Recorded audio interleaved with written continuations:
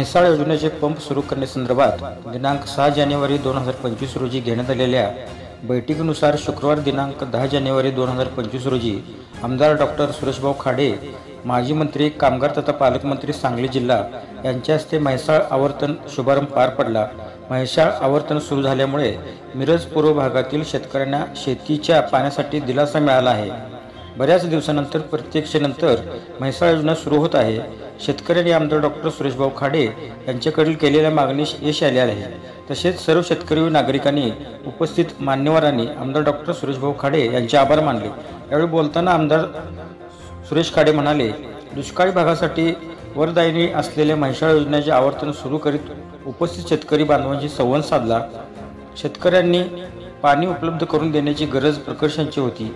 पाणी वेळेत मिळाल्याने पुढील हंगामातील पीक चांगल्या पद्धतीने घेण्यास शेतकरी बांधवांना नक्कीच लाभ होईल। सदरची सिंचन योजना आणखी विस्तारण्यास महायुती सरकार सर्वतोपरी प्रयत्न करीत आहे। यासाठी मी सुद्धा आग्रही असून त्यास लवकर यश मिळेल। शेतकरी बांधवांनी देखील सहकार्य करावे असे आवाहन आमदार डॉक्टर सुरेशभाऊ खाडे यांनी केले।